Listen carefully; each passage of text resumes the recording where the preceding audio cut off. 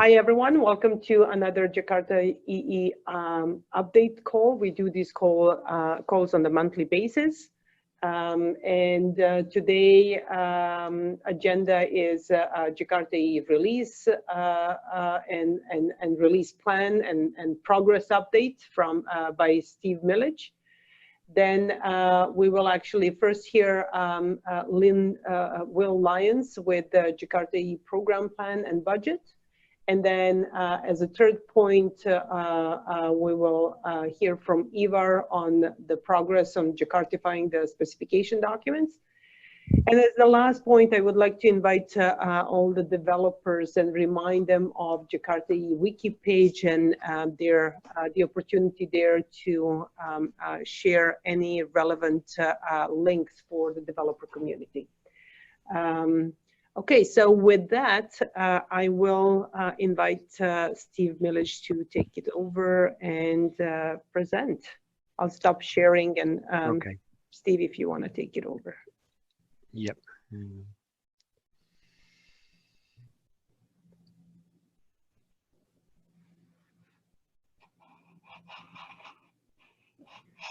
Okay, you see that okay?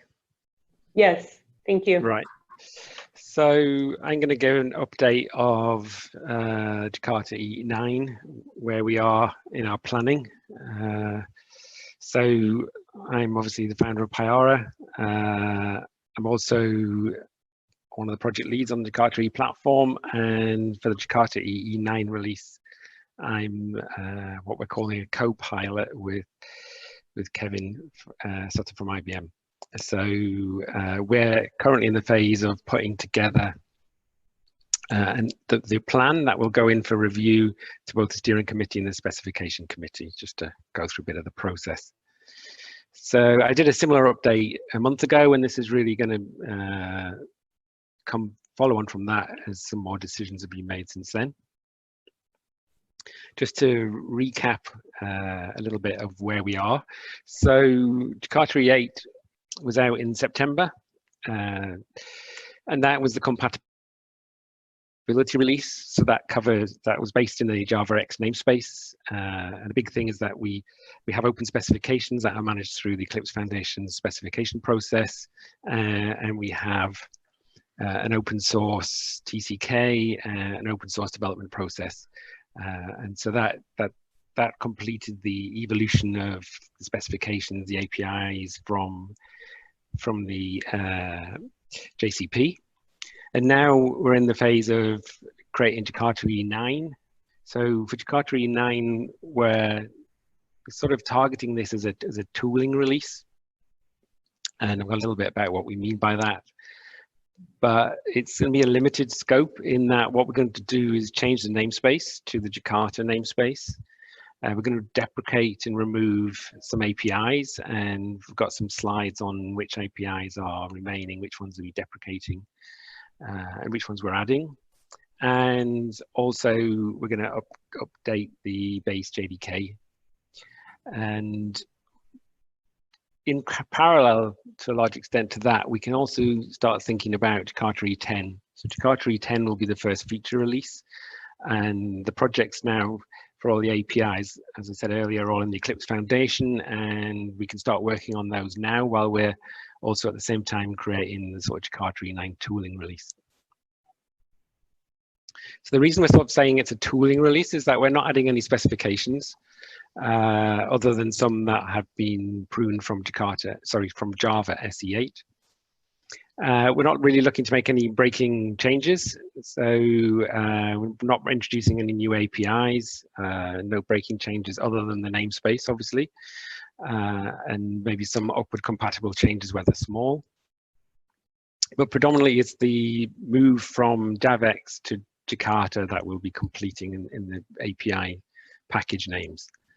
So what we wanted to do was create a base for people to sort of target when they're dealing with the namespace change.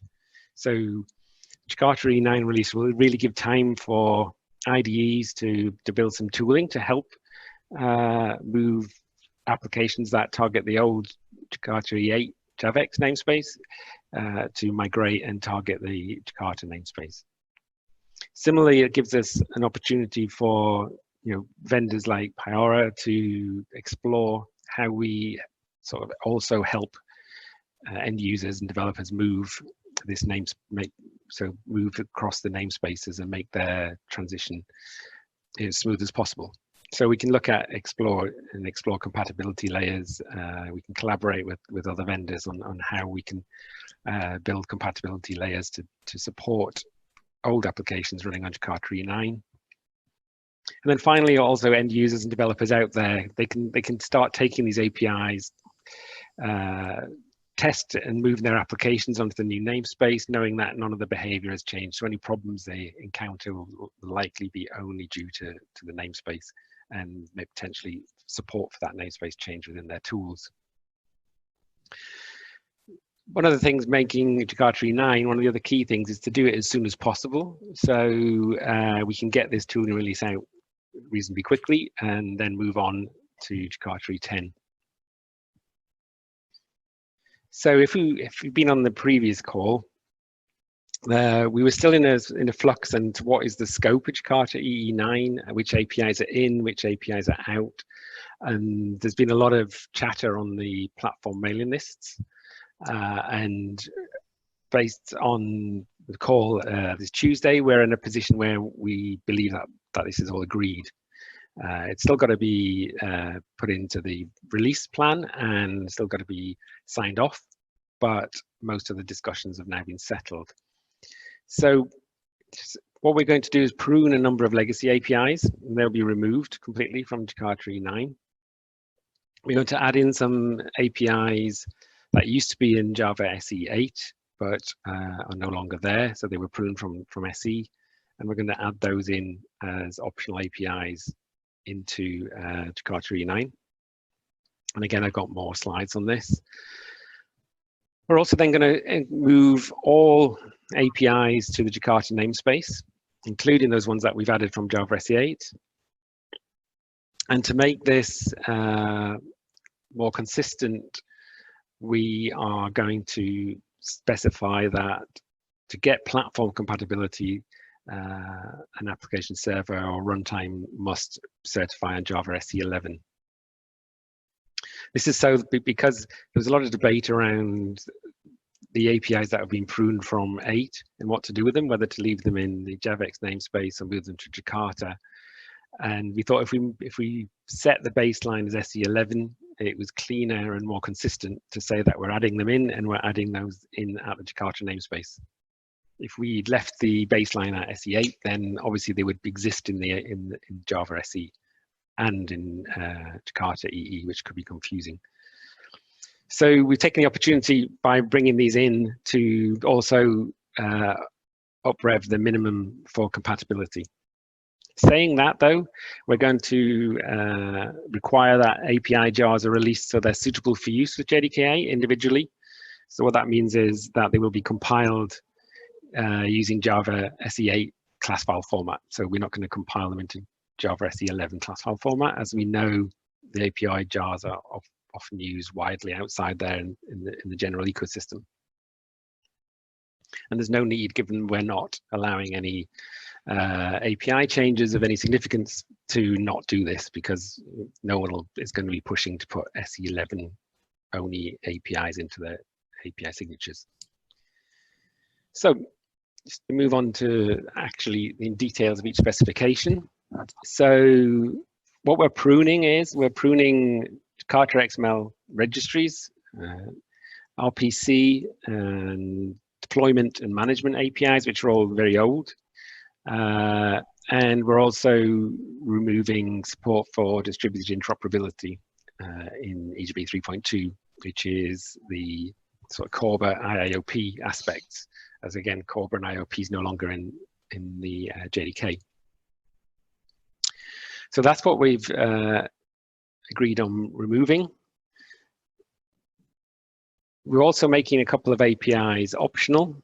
Jakarta Enterprise Beans 2.x, which is the old EJB, that was optional previously and remain optional.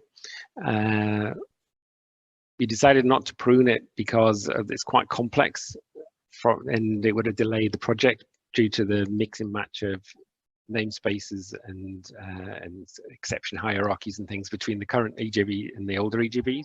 So doing that unpicking work was too complicated. And we're also pruning the old enterprise web services, which is the web service that predates the XML web services, or JAX WS as was. And the other thing, there's a lot of debate around optional APIs because part of the specification process requires that the compatible implementation will support all these APIs. So even though to get compatibility, something like Pyara doesn't need to implement these APIs, when we actually release the specification, then the implementation that goes along with the specification release has to support all these. So there's a burden on the specification team and the compatible implementation to support optional APIs. But at the same time, we still meet our goals, which is to sort of reduce the footprint of Jakarta E9 for new vendors. So new vendors wouldn't need to support any of these optional APIs. So there was a lot of debate around these APIs as they've been pruned from Java SE8, and therefore, officially went Jakarta APIs. And the conversation has gone back and forth probably for about 3 weeks. And we've eventually come to the conclusion that we will add all these APIs into Jakarta EE9. Albeit most of them will be optional. So Jakarta activation will be added into Jakarta EE9. That supports Java Mail, and that will be mandatory. And then JAX-B as was, Jakarta XML binding, or JAX WS as was, which is Jakarta XML web services, and their other associated web services, APIs and specifications. They'll now all be added into Jakarta EE9 as optional APIs. And in addition to that, we're going to move all these 5 APIs into the Jakarta namespace. That was really driven by community feedback. So there was a lot of community feedback that these APIs are still in a lot of use, and they wanted to see them move into Jakarta namespace. Again, from a specification point of view, it was a burden to support these and move them. However, because of the community feedback, we've decided to take that work on and bring them into Jakarta EE9 to provide a solid base as to where these APIs have gone, and that they will be available to applications in runtimes that support them.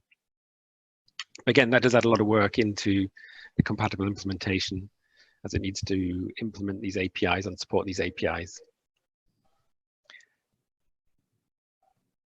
So that covers, what we're adding, removing, what's in and what's out of EE9. So just, and then EE9, as we said, will be based on Java SE11 for implementations. And then, so if we move into the planning, so we haven't got full dates for this, but what we'll be doing is, from a project plan perspective, we're moving forward in 7 waves. So essentially, this is a rough view of what depends on what. So, from the first wave will be the lowest level APIs that have the minimal dependencies. So that includes Jakarta concurrency, annotations, messaging, as was JMS. And then wave 2 again brings in some other APIs that may, depend on wave 1. Then we bring in the big one, which is Jakarta context and dependency injections in wave 3. And then, following on for that is further and further, higher and higher APIs that depend on the most lower level APIs. So after each wave, we'll do a release review and check our progress against our plans. We don't have any dates for these yet, but we're targeting to agree some of these next week. And the Jakarta EE9 is, very much, there's a fixed quantum of work that needs to be done. So we have to pick a date when that work can be finished. When we move into maybe EE10, 11 and beyond, then we can follow a more release train mode, whereby we'd be able to pick a date for the release and then just pick up the APIs that are ready at that date and release a platform that way. But for EE9, we have to do all this namespace change, so the quantum of work is fairly fixed. Hence the sort of debates around scope. Finally, in Wave 7, we'll put out the full and web platform specifications, as they obviously reference all the lower level ones. So when it comes to API jars, we're going to try and get those out earlier than suggested from the wave diagram. So essentially, when I say artifact, I'm talking about jar files really for most people. So we're going to release RC, so release candidate API jars, as soon as possible into Maven Central, without going through the full spec process and everything. So that essentially they'll be available for later waves, and tooling and Glassfish, Eclipse Glassfish, from which I'm a project lead of, can use those jars early, as early as possible. And that will speed up the delivery. So we won't have to release, won't have to wait for full Wave 1 release artifacts to be available at final versions in Maven Central before we can do Wave 2. We'll basically do the namespace change, push out a release candidate jar into Maven Central, and then we can move on to Wave 2 and Wave 3 and beyond, etc. Individual specs, because obviously I'm just on the platform project, which is an umbrella. Each of those can release a final specification at any time, subject to them following the Eclipse specification process. Another step we're aiming to do is, once all the API jars have been released, we're intending to do like a release candidate of the full platform. So that will include the API jars, a compatible implementation, and the TCK, but it won't have gone through the full spec process. All the documents necessarily won't be ready. And that'll give an opportunity for us to look at tooling and make sure that everything's working before we then have a sort of a window, which may be a couple of months, where we'll then do the final release and put the final artifacts up into Maven Central and all the specification documents, etc., and go through the formal votes and IP flow, etc.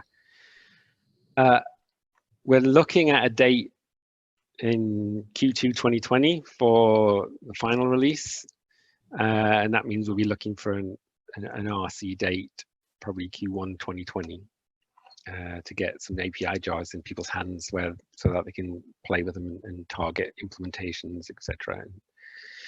So again, these dates are going to get a bit more nailed down in the next week. We have to give a projected date by next Tuesday, I believe, just before Christmas, and we'll put that into a release plan. So that's where we are. We have the scope nailed down. We have a tentative quarter that we're going to release things on, and we have a plan, in the sense we have the order of things that are going to happen. The only thing we're now missing is the date. Anybody can contribute. There's a lot of these conversations on the platform dev mailing list, on the community list. To get to a date, I'll just show that we are putting together tracking on a spreadsheet of when APIs can move to the namespace. And what you'll see is actually most of the Wave 1 APIs, PRs are already done, and some of them are already merged. Actually doing the API change itself is not a big deal. Getting the implementations and the TCK will be a bigger deal. But we've already making progress on this, and I say many of the PRs for Wave 1 are already done. Once we can get those into Maven Central as release candidate, then the API changes can be done on Wave 2. And then some of the TCK work can then follow on. Basically, we just need artifacts for these. So anybody can get involved. Some of the PRs have been done by people who aren't sort of usual suspects, if you like. It's quite easy to do. It's just on GitHub. Each project has a GitHub repository, and you can start help making the PRs. You can raise issues.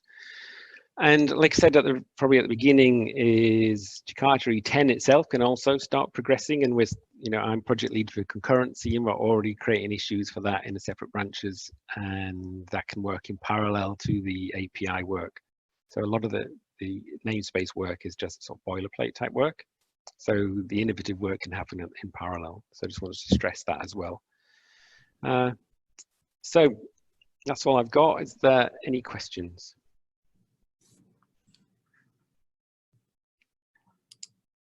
No questions.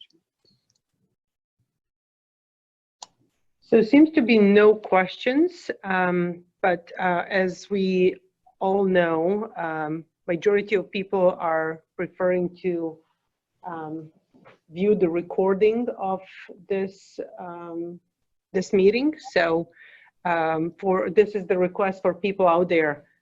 If you have questions and you see agenda, please send them to me prior to the call if you intend to look at the recording. And as always, do give us feedback on how useful these calls are. So I guess the next item on the agenda today is Ivar, and I see Ivar is here actually on the call. So Ivar will give us a progress report on Jakartifying of the specification documents. So Ivar, I'll stop sharing. If you wanted to share anything, please go ahead. So yeah, I'm actually walking in the streets of Sofia right now, so I'm not able to share anything. Oh, don't worry. But, if it's better, we can ask Will to go first. So don't worry about it. No, it's good. Okay. I'm good. So okay. The status of the Jakartification right now is I think there are 8 specifications that are under Jakartification, and with Jakartification we mean that they are we need to remove the references to the JCP specifications and the Java trademarks of the old JCP versions of the documents, and replace them with the Jakarta counterparts. And most of the specifications, I just checked this morning, has been started on, and they are pull requests, but these pull requests needs to be kind of approved by some committer on the project. So I would encourage the committer to a project, just check your GitHub repo and see if there are a pull request from a community member, because they're not able to merge it. So go in and see if the spec document is there. And if it isn't, then check with your project lead if the specification has been released, because the documents are just waiting there to come out. And there are a couple of specifications, I can't remember exactly which ones, that are, the document is released, but it hasn't been picked up yet. So if you are on a project where you suspect that this has happened, email on your project list to the project lead, which just should have gotten a notification that the spec document is there, and just go ahead and do it. So it's pretty easy work. It's just you grab the ASCII file and put it in the right directed structure, build it and see that it works, put it into the master branch, and then start working on it. And there are some projects that are almost done, like the security and the Jakarta REST. So look at the issues they have, where they have checklists for what you have to do. So I think that is more or less my update. Or should I include anything else? What do you think? I think that's it. That's fine.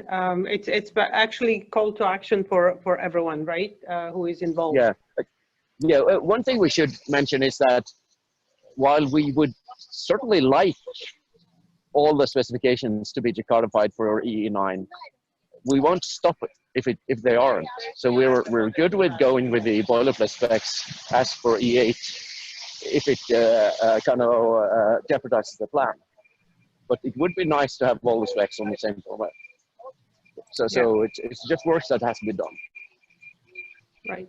And we will send this out, request out through Twitter and social media as well as on the community mailing list further on, right, Ivar? Yeah, and they can always contact me and just ask if I can check if the spec document is out there, and I can pick it up from the Boxilla record and push it to their branch of their choice.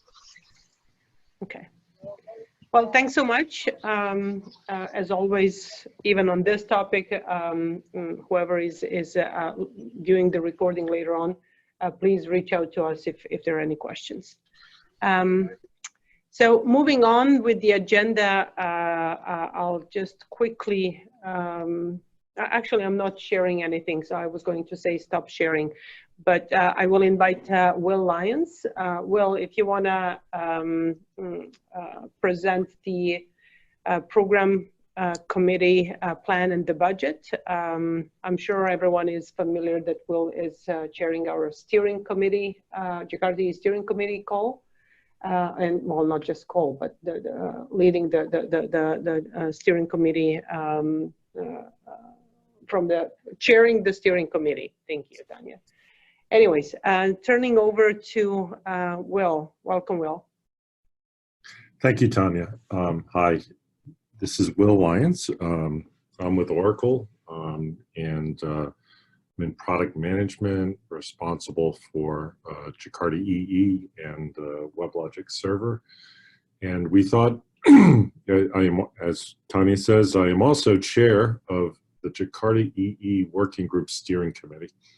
And we thought it might be interesting and useful to share what the steering committee is planning with respect to not only evolving the Jakarta EE technology, but building the community that develops the technology and promoting the technology in the broader marketplace in order to develop a healthy ecosystem for Jakarta EE.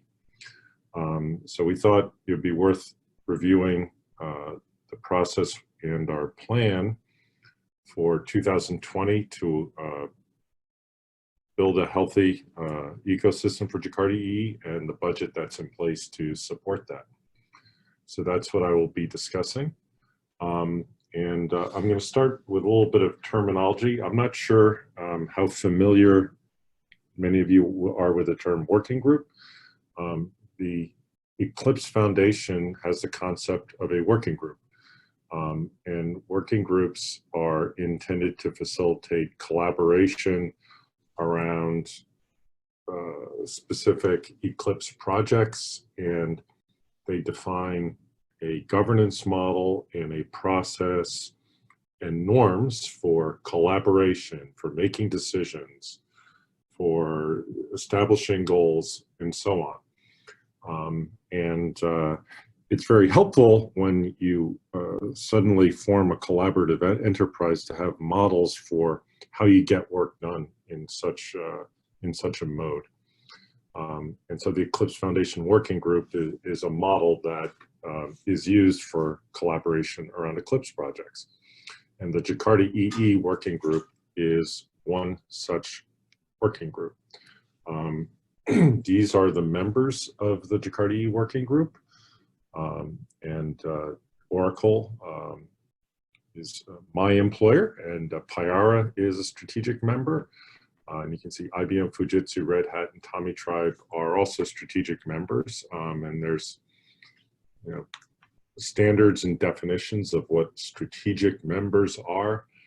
Typically, a strategic member regards the technology as enterprise Java technology, or excuse me, Jakarta EE technology as strategic to their businesses and are investing significant resources. We also have participating members who typically deliver products or services which are based on Jakarta EE technology. So this is our current membership of the Jakarta EE Working Group.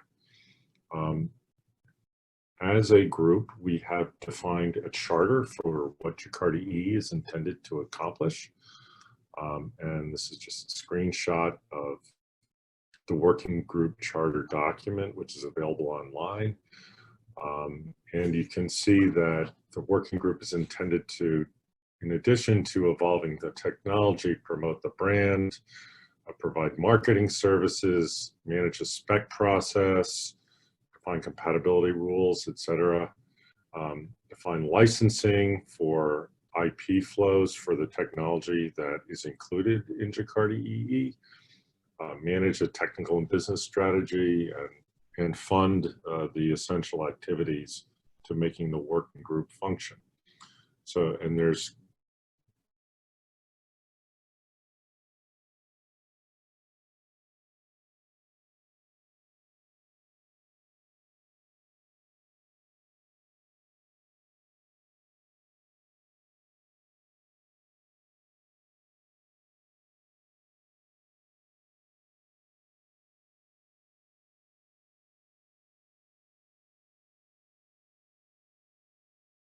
resources committed in funding and budgeting the activities. So we have gone through that process for planning for 2020. The Jakarta EE working group budget is aligned with an overall budgeting process that occurs in the Eclipse Foundation. So what we have done, and at a high level, what we've done to create our budget for 2020 is we started by defining some strategic goals and expanded those into more specific objectives and a plan for achieving the goals that were identified. And then we started with a 2020 budget based on known contributions to the working group from the members, from the strategic members and the participant members I described earlier. And then we, in the working group, went through a process of allocating budget to the various proposed activities in order to help achieve those objectives. We have concluded the budgeting process. We have an approved budget that was approved at the Jakarta EE Working Group Steering Committee meeting at the end of November. And this is a collaborative process involving active discussion over several weeks. So I'll describe a little bit of what we defined. First, as I mentioned, we defined some strategic goals. Of critical importance is the next Jakarta EE release, and you just heard from Steve about that. We need to get EE9 out, we know that, and that's a top priority. In addition, we need to establish a roadmap for future releases beyond EE9. So that's an important goal, and we want to be able to have a structured way of answering questions like how many releases will there be a year? What is the likely scope of those releases? What is the release model, etc. We also want to grow the developer community, not only developers who are contributing to the evolution of the technology itself, but developers who are consumers and build applications using the technology. We want to create programs that are helpful to developers. One area of focus, and this is something that Steve alluded to in the Jakarta EE9 plan, is we want to drive a plan for building out tooling support for the technology we're delivering. We want to grow the working group membership. As we engage with more members and vendors who have interests in this area, this helps strengthen the community, and it helps strengthen the funding of the working group, which can drive community success. So that's an important goal for us. And then just very broadly, we want to invest in growing awareness of Jakarta EE technology and the brand itself in the community and build engagement within the community. So these were the high-level strategic goals we discussed within the steering committee, which sets the strategic direction for Jakarta EE. And for each of these strategic goals, we set finer-grained objectives for what we want to achieve and a high-level plan for targeting those objectives in each one of the areas I just mentioned.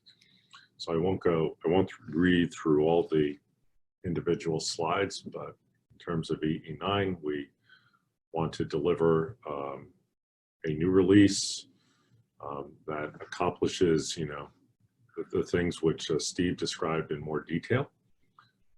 We want to establish a roadmap and a release schedule. So that includes not only providing a target timeline for EE10 release, but establishing a technology direction, standards around backward compatibility, and a release model that can be used to organize development efforts. And that provides a mechanism for delivering innovation in the technology going forward. We want to grow the developer community, as I mentioned, not only from the perspective of contributors to the technology itself, but from the perspective of users of the technology, and not only the implementations that are being done at the Jakarta EE Working Group, but engagement with creation and delivery of the specification projects that drive the technology forward. We will establish programs for engaging with developers through user groups, through through evangelizing the technology and working with evangelist communities. And we want to define programs to engage people from the users groups with specification projects, and essentially promote through blogs and events. Also, we want to proactively work with vendors and producers of tooling, which is important for developing, testing, managing Jakarta EE applications. So we're going to actively invest in this as part of our overall plan. And we will also set a target for increasing the membership of the working group, and we intend to define targets and encourage each of the members of the working group to reach out and help with recruitment to build the membership of the working group itself so that we can grow the community.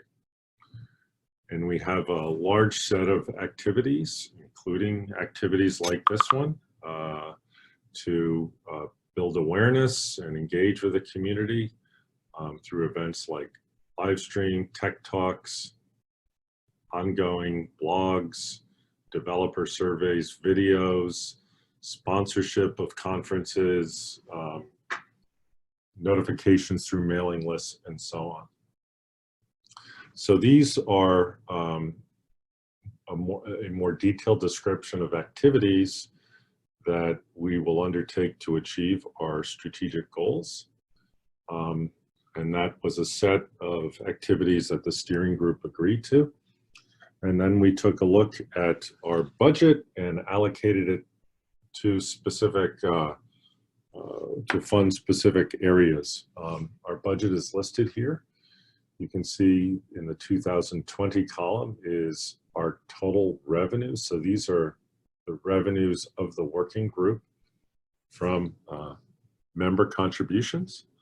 And that total is $1.3 million. And so that's the revenue, and the expenses are the way that funding is allocated. And so a significant portion of that is allocated to overall management of the Jakarta EE program itself, organizing events like this, having a developer advocate who can attend conferences and events and evangelize the technology. Marketing people to actually create, promote, monitor, measure the success of our marketing activities. Technical writers to develop content. We have a significant amount of infrastructure, which requires various DevOps tools and maintenance of those tools and maintenance of the overall dev infrastructure. So we're allocating resources to that. And we're also allocating resources to actually managing the specification process. For those of you who have been involved in actually creating the initial Jakarta EE specification, there's a process that needs to be managed, that needs to be executed. And it requires active management coordination, and it's an activity we need to fund. So that's the funding we have provided to the Eclipse Foundation for headcount that comes from the Eclipse Foundation to do management of all these things. In addition, we are funding a number of programs. The most significant is marketing, which I'll come back to in a moment, but we funded $285,000 for marketing activities, marketing programs in the coming year. The steering committee has also reserved a contingency fund in the event we need rapid, purchase of specific tools or increasing licenses fees in certain areas, or other contingencies, whatever might be required to actually facilitate our primary strategic objectives, including things like delivering EE9. So we've held back some funding to enable us to respond to events and needs as they occur. There's also legal fee contingency. There's complicated patents, IP licensing flows involved in a specification process and in the technology area we're managing. And we want to fund a certain amount of legal fees to deal with getting legal analysis, legal opinions on various issues as they come up. We think we're reasonably covered from the perspective of the hardware infrastructure that is set up for our builds and repositories and so on. So the total amount of spend on those programs is about $388,000.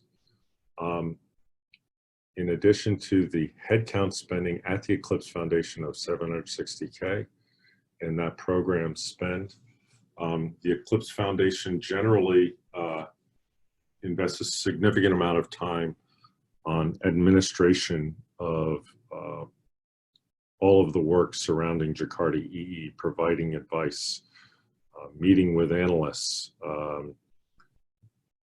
orchestrating evolution of the working group structures, resolving major issues around strategic direction and funding. There's a significant amount of effort involved in defining a process that orchestrates work among all the vendors involved here. And so this allocation, this general administrative allocation, is intended to cover the administrative expenses that essentially get applied to this working group by the Eclipse Foundation. And those expenses total up to 1.3 million, which equals our incoming revenues. So these are the general areas in which the working group is investing in 2020. I mentioned the marketing budget. The marketing committee, which is one of the working committees in the Jakarta EE working group, has analyzed, the requirements and that are associated with meeting the strategic goals of the working group, and has translated each of the strategic goals for the foundation into corresponding goals from a marketing perspective. And the marketing budget that we've allocated to the marketing committee will be directed towards marketing activities that are in support of the major strategic goals that the working group has established. And so here are 5 of the major strategic goals and some of the marketing activities that will be undertaken in support of those goals. And they include, building community engagement, working with tooling vendors, and goals that are aligned with the overall goals of the working group. So that is the budget that we have established for the coming year.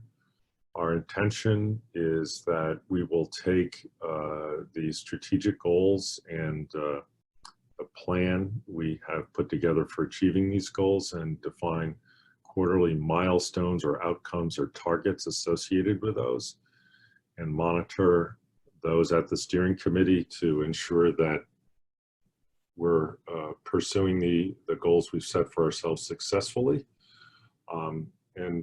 My hope is that the steering committee, which from the initial formation of the working group has been very involved in operational day-to-day activities as a matter of necessity to bootstrap the activity, will move to more of an oversight role, and that we can move to enabling the individual projects and the other committees in the working group to actually drive many of the implementation activities that are required to make Jakarta EE successful. So we'll monitor our progress against this plan and adjust as required during the course of the year. So that's a summary of our plan and how we're allocating our resources next year. That concludes my slides. Are there any questions or comments?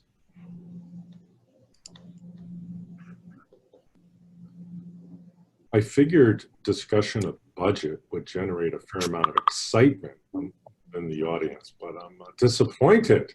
There are no questions. Perhaps there will be a significant amount of interest among those of you who are watching the recording.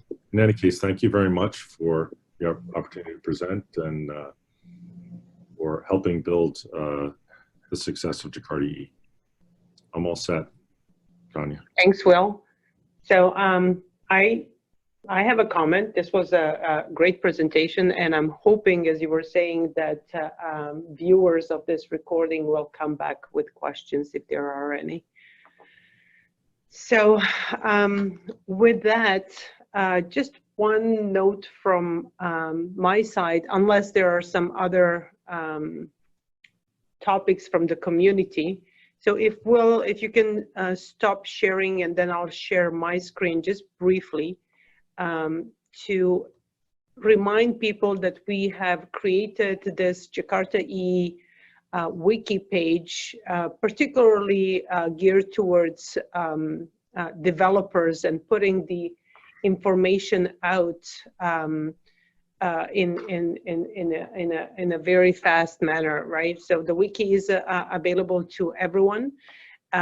We will update as we as we have the news, but I would also like to invite the community to contribute to this page. Anyone who has the Eclipse account would be available to update the page. So this is just a quick reminder. We are going to plan to update this page, as I said. Also, just a reminder that all of our community relevant documents we also keep in the community folder. So for the month of December, the presentation that Steve and Will gave, you will be able to find in this folder after the call. I will invite Will and Steve to please drop your presentations in here. And as always, please reach out to let us know how we can improve and what type of information would you like to see on these calls in the future. Yeah, one more thing, the next update call is scheduled for January 15th. So I hope we will see more live audience then, and let us know if you have questions or topics for that call. Hey, Tanya, where do we find this folder? It's in the community folder. I will send you the link. I always send in the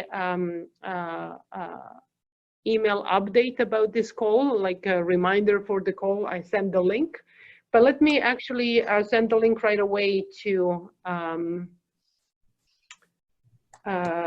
in the chat. Although Yeah. we don't have a lot of people in the chat here. Maybe you could put the link in the calendar appointment as well. Oh, sure. Yes, absolutely. I'll do that. Thanks, Bill. Thank you. So let me put the chat in chat. Oh, this is only.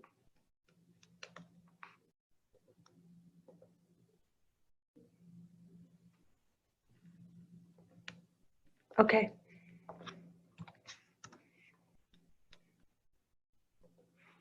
I will put definitely this link into the calendar invite as well. Okay, so I just clicked on your link and it says I need permission. Is this not open to everybody? Oh, it should be. Okay, hold on. I don't have to do that live, but I will definitely fix that up. Thanks for pointing out, though. Great, thank you. Oh, it's, yeah, this is the trick. I'll put it as anyone on the link, anyone with the link.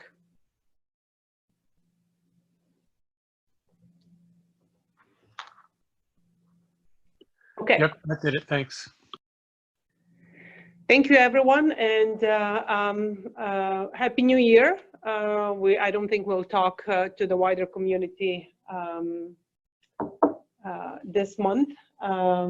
So it's in the recording now, so I wish everyone Happy New Year, and then we'll talk again January 15th. Thanks so much, everyone. Bye now.